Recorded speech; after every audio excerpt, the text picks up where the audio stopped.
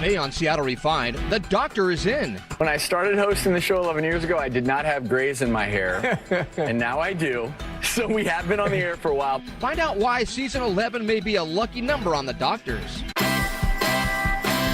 Plus, it's a party in the pumpkin patch. They're cool because a person made them like that, and it's so interesting to watch it because it looks kind of like a marshmallow. Find out where you can celebrate the season with pumpkins and pints. And Seattle fans turn out to celebrate a perfect storm. You don't sound excited. Seattle Refined starts right now. Hi, everybody. Welcome to Seattle Refined. I'm Gard Swanson. You know, it's not very often Seattle gets to celebrate a championship, so we are basking in it today. The whole city is still beaming from the Seattle Storm's WNBA championship. The Seattle Storm have climbed back to the mountaintop. The Storm swept the Washington Mystics 3-0, capturing the franchise's third WNBA title last week. League MVP Breanna Stewart was also named MVP of the series. And when the Storm came home, it was a celebration for the ages.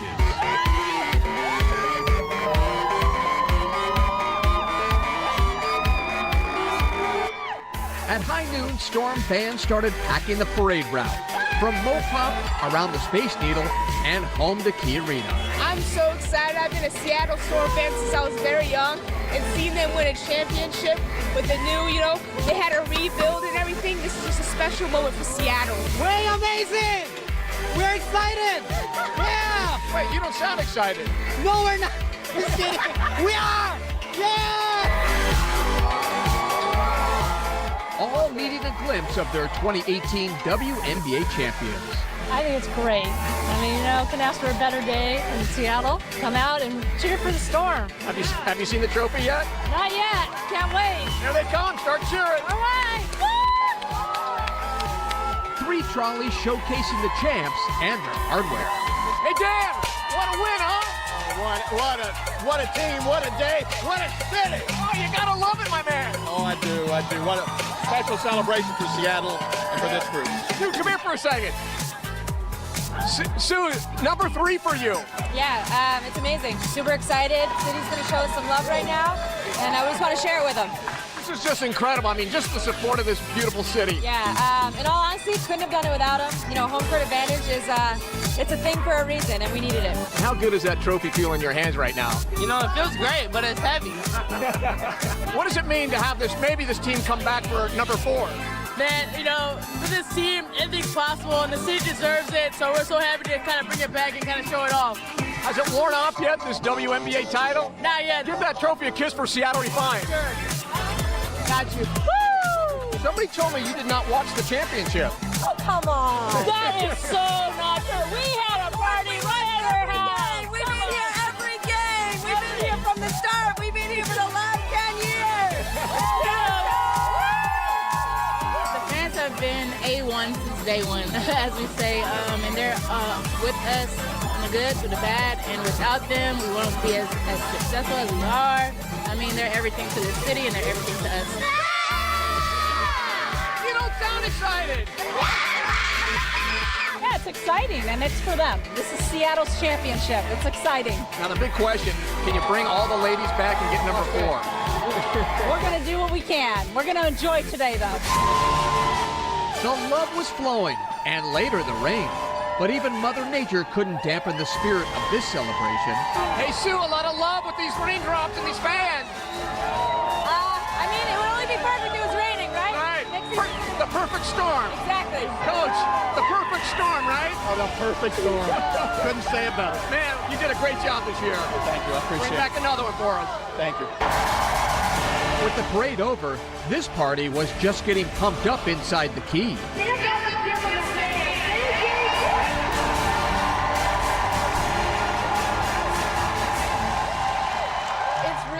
Celebrate a team that did it the right way. Nobody cared who got credit. They just wanted to win. and everybody kind of took turns being the star of the game, and that's it, whether it's a team or your work or your family or whatever, it's just a great story that they really truly love each other. Even former Sonic legend Sean Kemp got caught up in the excitement. I'm glad to be here. I'm glad to support these ladies. I think they did great. They played a good team in the championship. And just imagine if this was a men's team that swept the championship final, the city would be going crazy. So I think they do deserve the respect. You know, you've been in the game a long, long time. Can these ladies bring back another one, number 4, if they can keep this group together? Absolutely. I mean, they played so great and they just swept through the final. So we need to keep this group together and bring them back another year.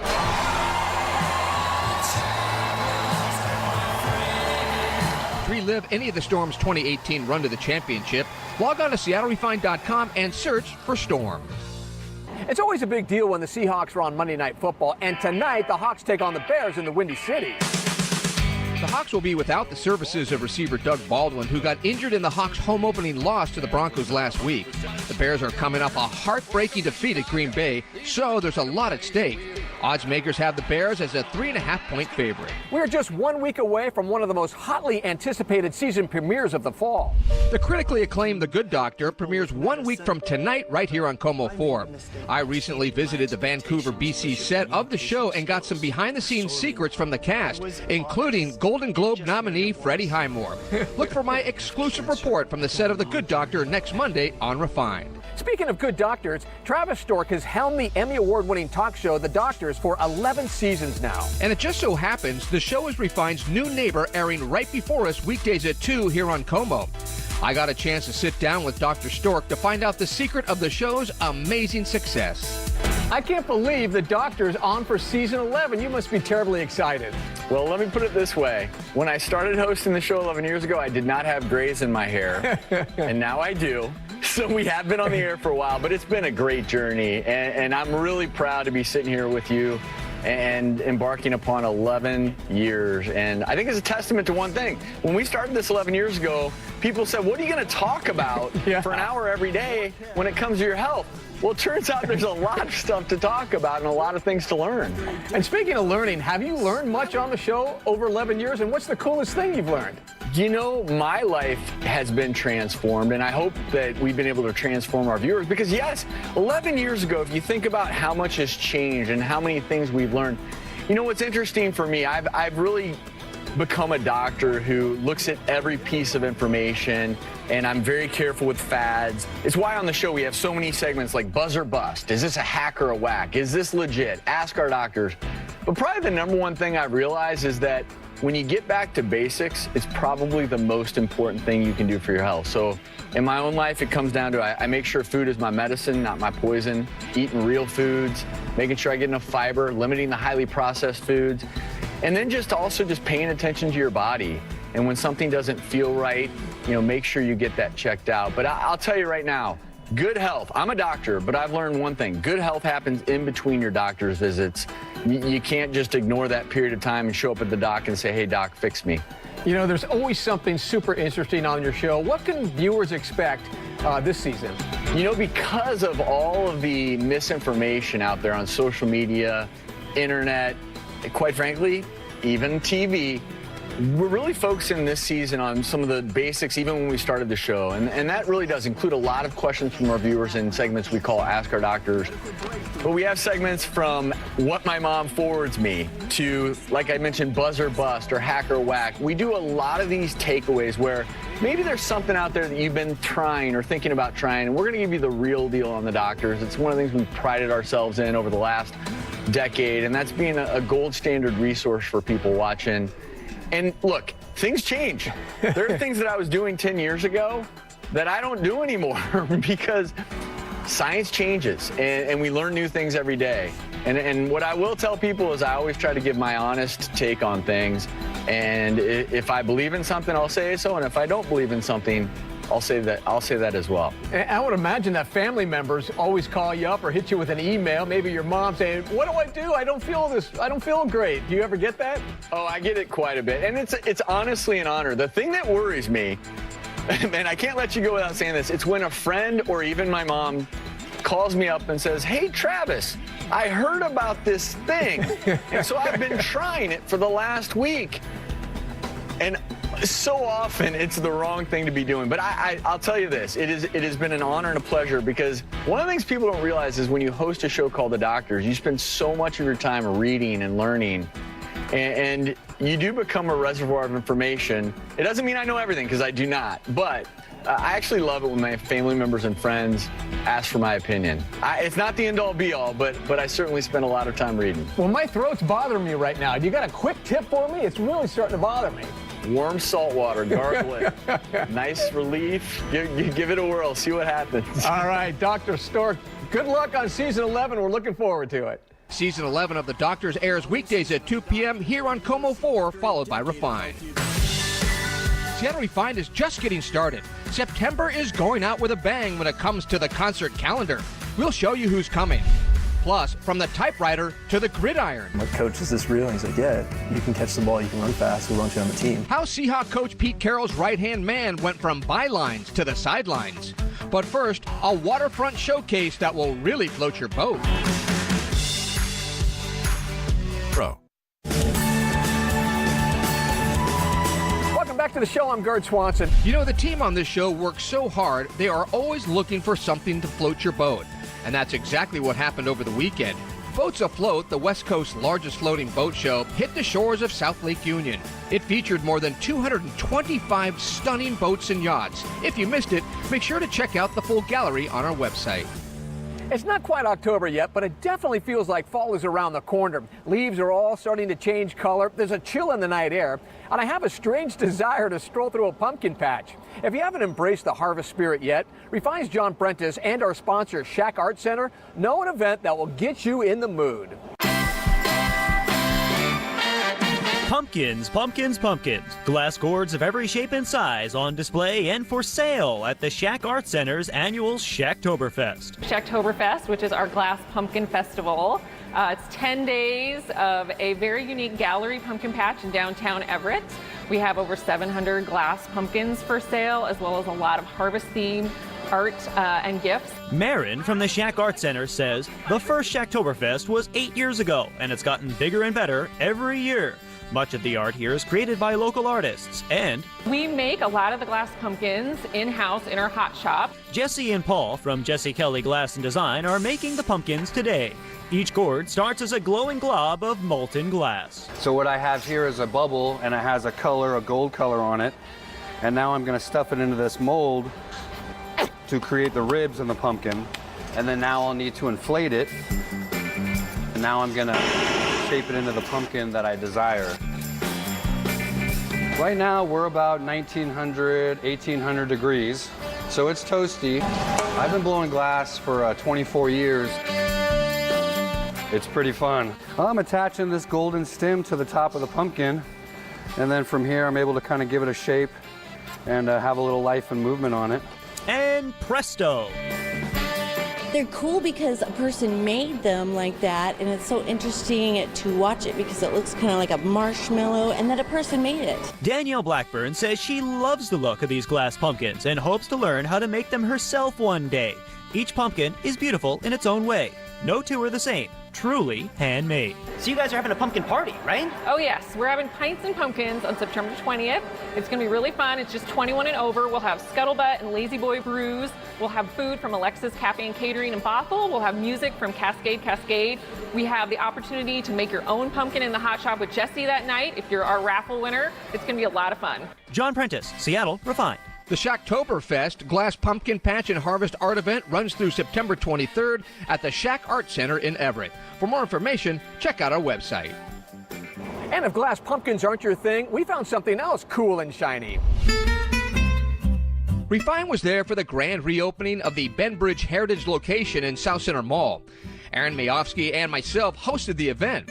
Los Agave Wine supplied the drinks and Din Tai Fung the apps. The store is a whole new design and way to shop for jewelry. For more information, check out the website.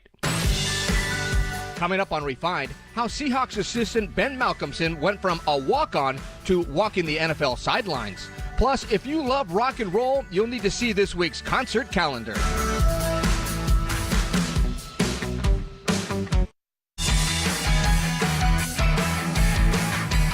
to Refined. I'm Guard Swanson. As we told you a little bit earlier, the Seahawks are in Chicago tonight to take on the Bears in the first of 2 showdowns on Monday Night Football this season for the Hawks. And as always, on the sideline will be Coach Carroll's right-hand man, Ben Malcolmson. But his journey to the NFL's biggest stage was not an easy one.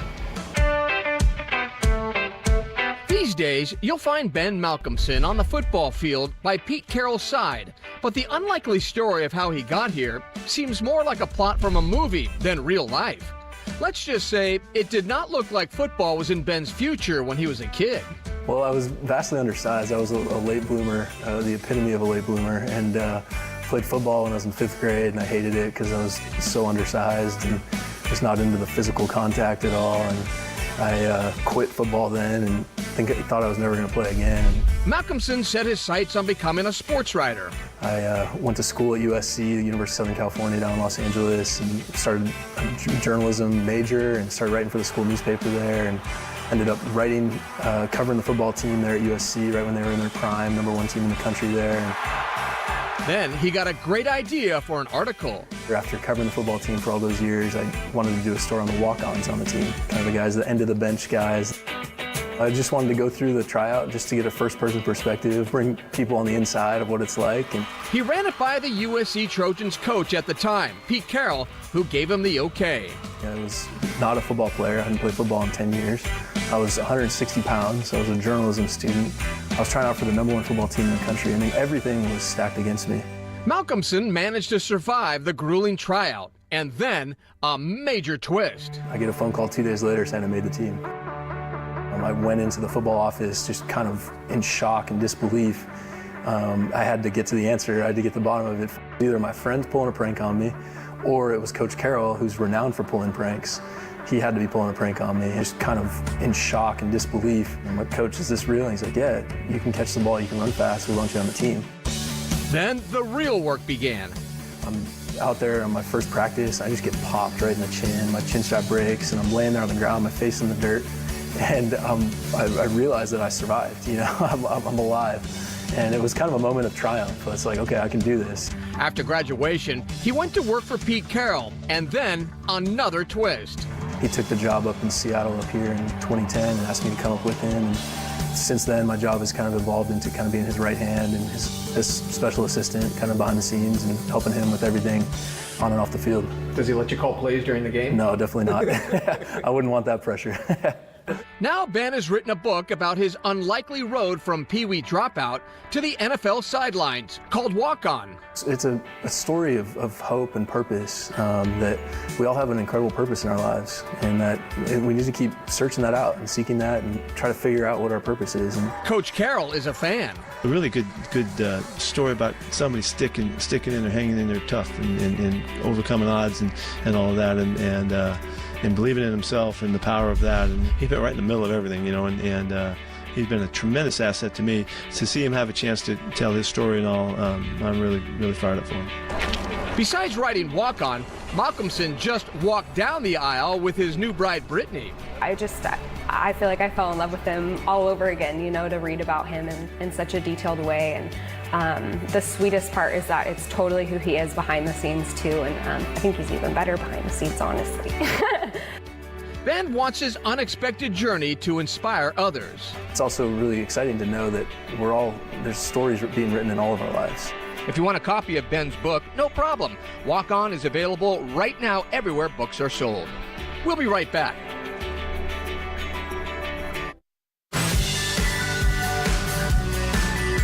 Welcome back to Refined. You know, September is shaping up to be a big month for music around the sound, and it's just going to get more epic. British crooner Sam Smith just played Key Arena, and man, does that guy have pipes. The singer, known for hits like Stay With Me and Too Good at Goodbyes, is in the midst of his The Thrill of It All tour.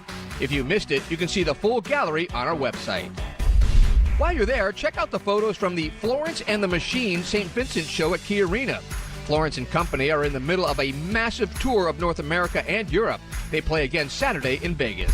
And if you haven't checked out the SeattleRefined.com September concert guide yet, you are missing out. This week alone, Joan Jett is playing the Puyallup Fair, Macklemore will do the Puyallup Friday, and Saturday, Keith Sweat plays the Snoqualmie Casino. All right, that's going to do for today's show. I'm Gart Swanson. Have a good one, everybody. We'll see you next time right back here on Seattle Refined.